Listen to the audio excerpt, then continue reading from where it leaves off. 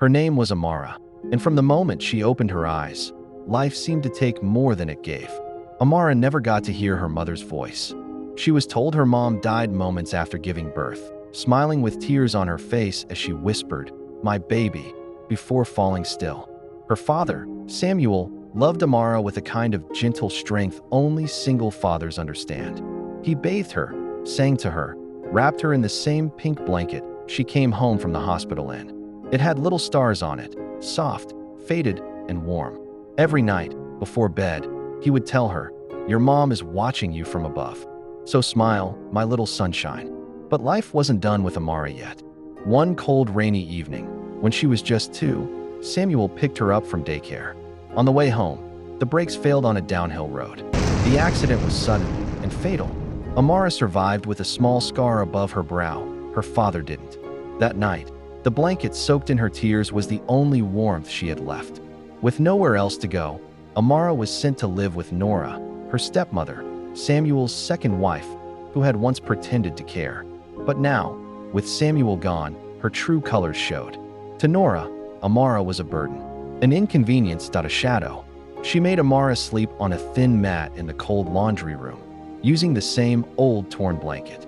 She wasn't allowed to play with her stepsister's toys, eat the same food, or speak unless spoken to. Her days were filled with chores and silence. At just 6 years old, Amara scrubbed floors with blistered hands, folded laundry she was never allowed to wear, and endured insults that left deeper wounds than bruises. Every time she cried, Nora would snap. "Crying won't bring your dead parents back." But Amara never stopped talking to them, in her heart. Every night, she would curl up under her torn blanket, look up at the crack in the ceiling, and whisper, "Mom, Dad, do you see me?" And maybe they did, because one morning at school, a teacher named Miss Rose noticed something. Amara's eyes were too sad, her arms were bruised. Her uniform was always dirty, and her smiles never reached her eyes. Miss Rose gently crouched beside her and said, "You don't have to tell me anything right now, but I see you, and I care." That small moment changed everything. Weeks later, after quiet investigation, Child Services removed Amara from Nora's care. She was placed with a foster family, an older couple with kind eyes and a soft couch that smelled like cinnamon. They had little, but gave Amara everything she had never known: security, comfort, and love.